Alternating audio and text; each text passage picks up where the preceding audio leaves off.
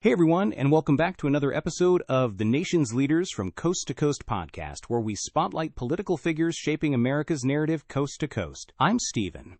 And I'm Leah. Today we're heading to the land of enchantment to profile New Mexico Representative Gabe Vasquez, a first-generation American whose career has been dedicated to the unique landscape and communities of the American Southwest. His is a story that feels very connected to the land he represents.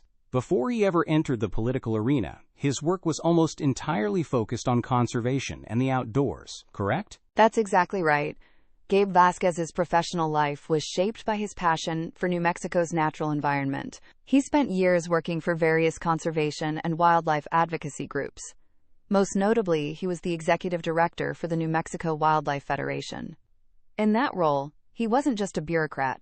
He was on the ground, working with hunters, anglers, ranchers, and local communities to protect public lands and wildlife habitats. He was deeply involved in some of the most critical issues facing the West: water rights, long-term drought, and balancing economic development with environmental protection. This career gave him an incredibly detailed understanding of the challenges and opportunities in rural New Mexico.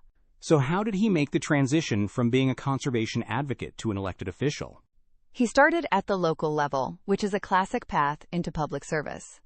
In 2017, he was elected to the Las Cruces City Council, where he got direct experience with municipal government, working on issues like economic growth, housing, and community services.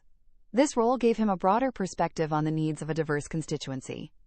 In 2022, he decided to run for Congress in New Mexico's 2nd District. This is a massive, politically diverse district that covers the entire southern portion of the state, including a long stretch of the U.S. Mexico border. It's one of the most competitive swing districts in the country, and he successfully flipped the seat, bringing his unique background in conservation and local government to the national stage. Given that background and the nature of his district, what have his priorities been in Washington? Where has he focused his energy? His priorities are a direct reflection of his district and his life's work. He secured spots on two very important committees for southern New Mexico: the House Armed Services Committee and the House Agriculture Committee. The Armed Services assignment is crucial because his district is home to major military installations like Holloman Air Force Base and White Sands Missile Range. He uses that position to advocate for the needs of service members and the civilian workforce that supports those bases. On the Agriculture Committee, he is a key voice on water policy, which is the lifeblood of the region. He works on legislation related to drought resilience, water infrastructure, and support for the state's farmers and ranchers who are on the front lines of climate change. Representing a true swing district often requires a specific political approach. How would you describe his political style and his role within the Democratic Party? He operates as a moderate, pragmatic Democrat, which is essential for success in a district like his. He often focuses on finding bipartisan common ground on issues that directly impact his constituents. You'll see him working on bread and butter issues like lowering healthcare costs, creating jobs, and improving rural infrastructure. He is a member of the New Democrat Coalition, the bloc of centrist Democrats, which aligns with his focus on a strong economy and practical solutions. His political brand isn't about ideological purity. It's about being a tireless advocate for southern New Mexico.